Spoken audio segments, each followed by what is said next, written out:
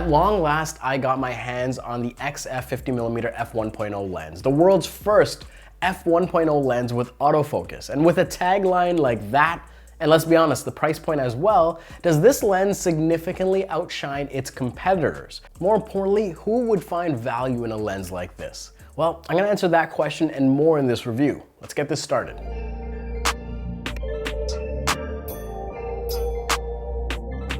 Welcome back everyone, and if you're not already, please do consider subscribing to the channel because we have a ton of great content planned for the rest of this year and I don't think you want to miss it. But let's talk about the 50mm 1.0. When you open this lens up, you're greeted with that same familiar packaging that you'd expect from a Fujifilm product. Picking this up, it felt very similar to the 16 to 55mm f2.8. It seemed to have the same size and weight distribution that lens had. And I don't know why, but looking at it in the images, it seemed a lot bigger. At just under 850 grams, this lens isn't overwhelmingly heavy, but when you mount it on most Fujifilm cameras, it is gonna pull that weight distribution forward. You will notice that that center of gravity is gonna tilt toward the front of the camera. So no, it doesn't give you that free-flowing experience that you'd get when you have an X Pro 3 paired with an f1.0 35mm lens that you just kind of wield free-handedly. But when you bring it up to your eye with two hands, the balance comes back into place and it is a lot more easier to use. This lens differs from the 56mm f1.2 lens in 5 ways. You have a shorter focal length, you have weather resistance, a tighter construction, faster autofocusing, and obviously, as the name would suggest, a wider aperture. Instead of the industry-known 85mm, this lens offers a 75mm equivalent focal length that was made popular by rangefinder cameras back in the day.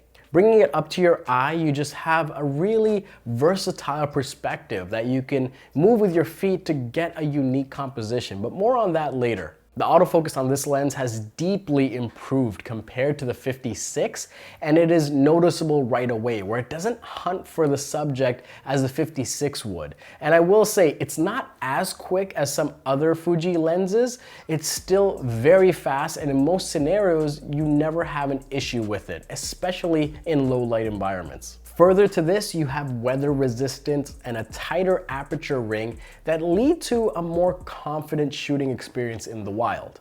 All of these features together would warrant this product existing, but Fuji carries the ball over the goal line with the inclusion of an f1.0 aperture. And it unlocks a new creative potential. When you start shooting with this thing and in the right environments, let me tell you, these images, they hit different.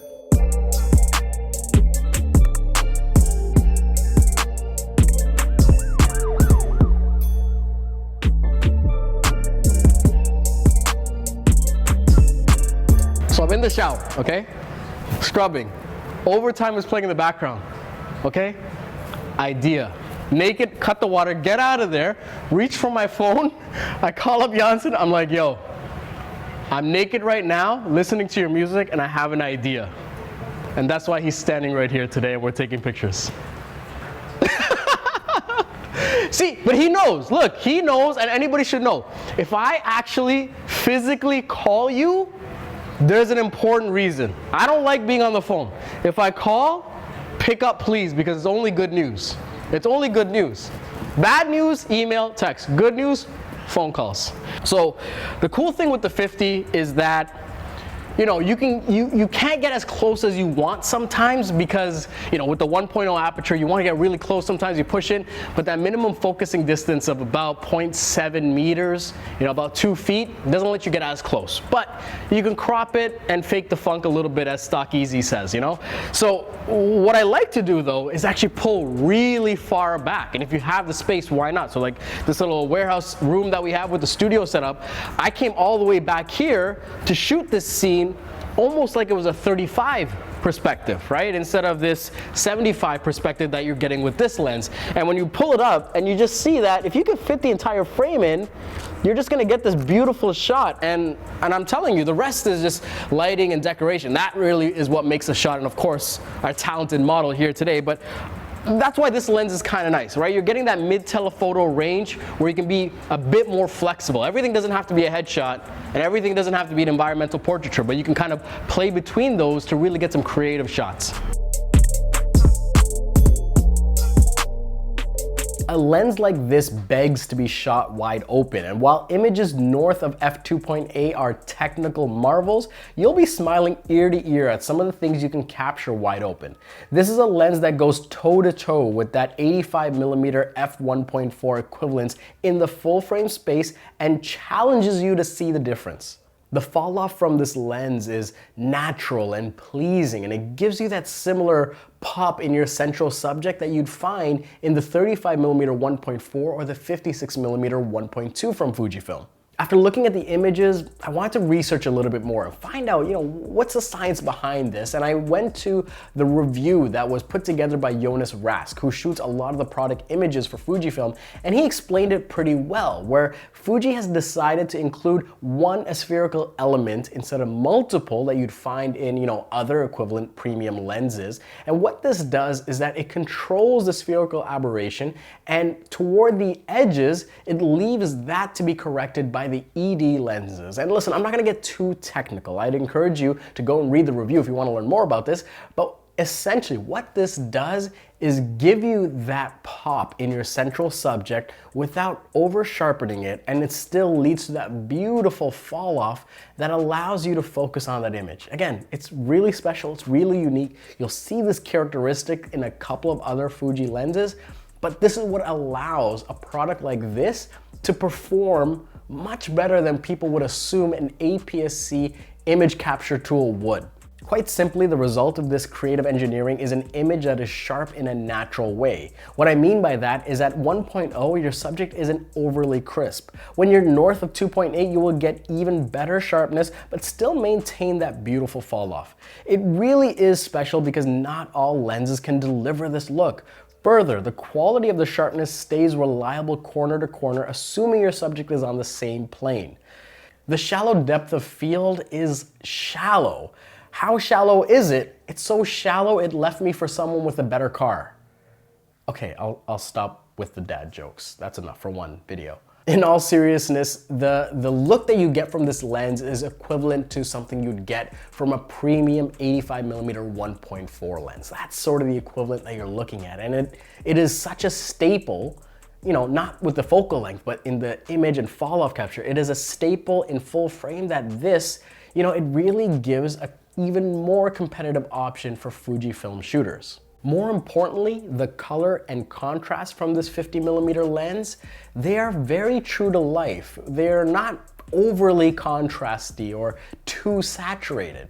When we're looking at images just straight out of the camera, they were impressive at the least and jaw-dropping at best. One thing I noticed is that when you're wide open and you have, light sources in the back, you will get that oval cat eye shape with the bokeh, but you creep up with your aperture, narrow it down, and it all but disappears. It's not a huge issue for most people, but I think it might deter, some of the, I don't want to say snooty, but yeah, the snootier type when they're looking at this lens. But anyone that's seriously considering this, I don't think that's gonna deter you.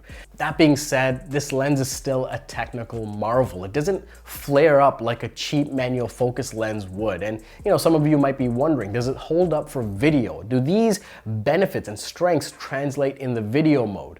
You bet your sweet ass it does. I'm telling you, when we were using this for video, all the benefits we saw in the photography side pretty much kept up. You had this beautiful image, this beautiful fall off, and a way that your subject just kind of pulls away from the background translate in the video modes.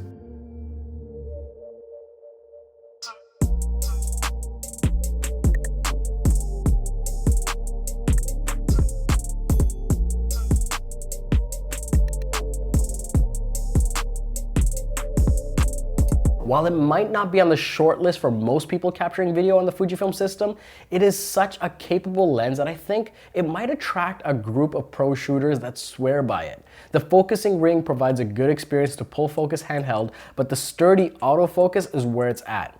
eye and face detection, while overly zippy in photo seem to be a bit more tamed and predictable in video. You probably want to go in and adjust the tracking speed, where I think the speed to +2 and then -3, so you get that nice movement between your subjects. But again, it felt a lot more predictable and a lot more calm when we were using it in continuous autofocus mode for video. Any pro video shooter will know this, but I'll just say it here that you'll want to invest in a proper ND filter for a lens like this. You know, set aside a couple $100 to get something good that's going to give you the results you're looking for, because you want to be able to capture some shots wide open to really push this lens to its limits.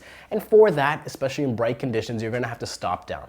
For this, I decided to use, and we have a bunch of filters here, but for this, I lean toward the Moment Variable ND, the 2 to 5 stop ND filter. We also paired it with their new 10% CineBloom filter to add a bit of diffusion to our shots. And it gave us an even creamier look where it wasn't overly sharp when we narrowed down that aperture. I'll leave links to those filters in the description below. I use this lens also with the Pro Mist option and the filter options from Polar Pro as well. Really, you can go between any one of these and find a great result. But those are the ones that I lean toward, and right now I seem to be gravitating toward the look of the Moment options.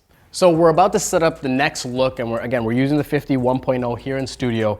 And having, you know, I mentioned it, but having the neutral density filter, a variable neutral density filter on this lens just allows you to work a little bit faster in the field, because there are times where you want to shoot at 1.0, and that's why you invest in a lens like this, is so you have the flexibility to go to 1.0. Now, a lot of the shots, press shots, we're going to shoot in that f4 to f8 range. Now, right now we don't have any speed lights for this particular shoot. We will have for another production, so we won't go as high as f8. We'll probably go between 4 and 5/6, just to make sure from the nose all the way to the ears that it's perfectly in focus. But there's some creative shots that we want to do where we're going to shoot at f1, because there's one central thing we want in focus and the rest to just fall off.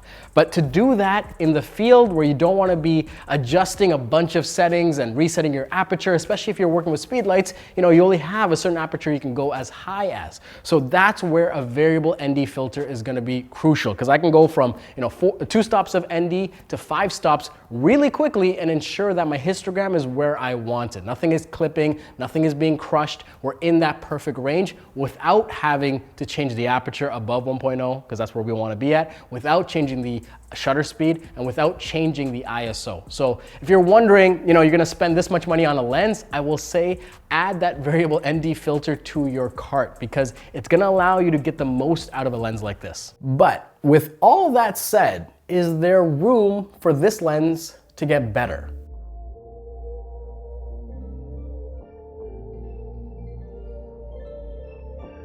When you spend over a month with this lens and use it in professional environments, you really come to understand why it exists, and more importantly, who would get the most value from a product like this.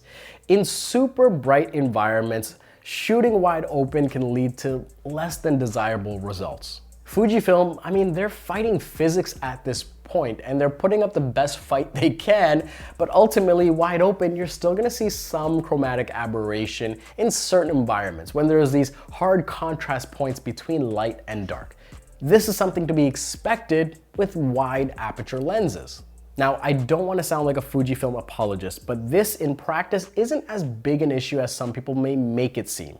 You see, it really starts when you define your capture environment. For those that shoot landscapes, architecture, wildlife, and well, anything that may be in really bright environments, this lens may never have been the ideal option. And in fact, it may not have been on your list, because you know what you capture and you have a suite of lenses that are geared to success in those environments.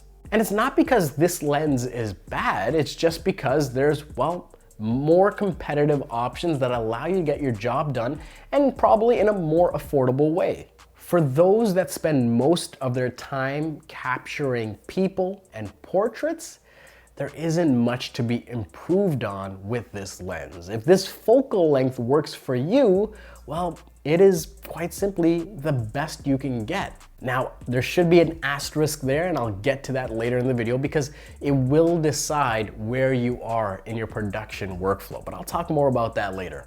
Now, there is one more thing that I wish this lens was a little bit better at, is the focusing distance. You're looking at about 70 centimeters, around 2 feet as the minimum focusing distance, which is in line with their other lenses of this focal length and competitors as well.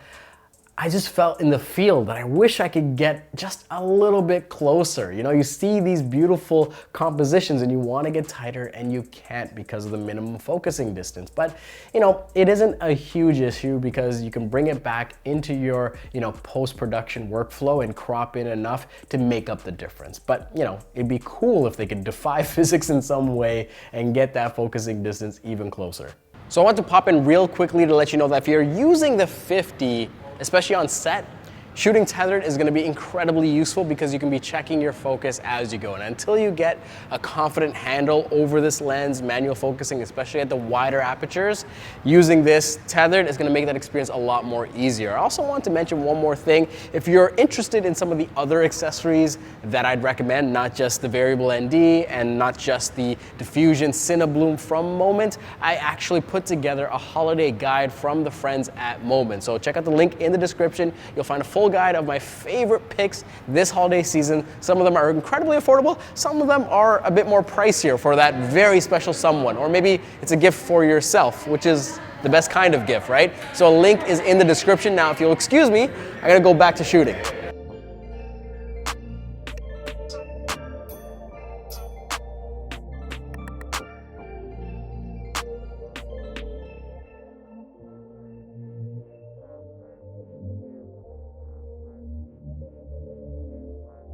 If you're a Fujifilm shooter and you're looking for a lens in this mid-telephoto range, there's really 3 other options you can consider. And lucky for you, I made a review on all 3 of them, and I'll leave a link to them in the description. But let me really quickly sum up why you'd pick this lens or an alternative. If you're just getting your legs under you and you want to get some more reps with portrait photography, I'd say the Viltrox 56 f1.4 is a great starter lens that delivers great results at a steal of a price. If you wish you had something a bit more reliable that included weather resistance and excelled in a multitude of shooting environments, the XF 50mm F2.0 might be the one for you. If your focus is portrait photography and really you want to be able to get the best shot you can of people and portraiture, and you want to be able to get up and running as soon as possible, you're not going to be in very dynamic environments or outdoors or humid, wet places, well, then the 56 1.2 is still a competitive option, especially if it's not a very dynamic environment. And lastly, if you're being paid for your work and you want the best in optical engineering, and you are gonna be in varying environments, traveling outdoors and indoors, the 50mm 1.0 is the best you can get. It really brings in all of the best that this company has to offer and packages it in a way that is extremely usable. This lens in this genre of photography is nearly without compromise. And listen, I'll encourage you guys to check out the other reviews. If you are looking to make a buying decision, check out those videos and see which one will appeal to you most.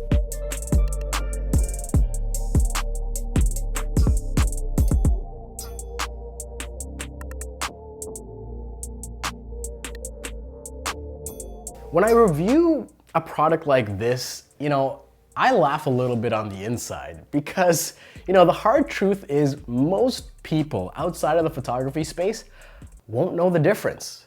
And that's the hard truth, is that, if your technical knowledge and your photography know-how is really good, you can create a phenomenal image with any one of these lenses in this range.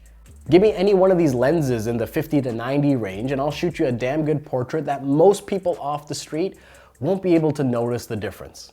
But that analogy doesn't make the absolute benefits between lenses obsolete. As creators, we research, study, and toil over things like this because we see the difference. When you're driven to be the best version of yourself, you will work within your means, and when the means allow for better tools, you will find the best tools you can for what you do. The Fujifilm 50mm F1.0 lens is a fucking awesome tool.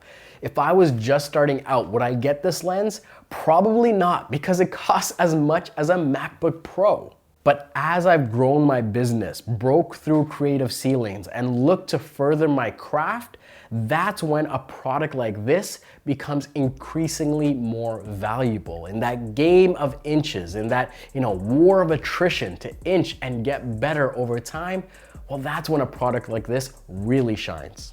At the end of the day, you're being blessed with choice if you're capturing content around people in the Fujifilm system. With its collection of features, this lens is a technical marvel that inspires in the studio and feels like a torch in the darkness. It gives you power and then asks you what the f you're prepared to do with it. It might not be for everyone, but for those that have a heavy focus in portrait photography, I'll tell you, this is the new cheat code.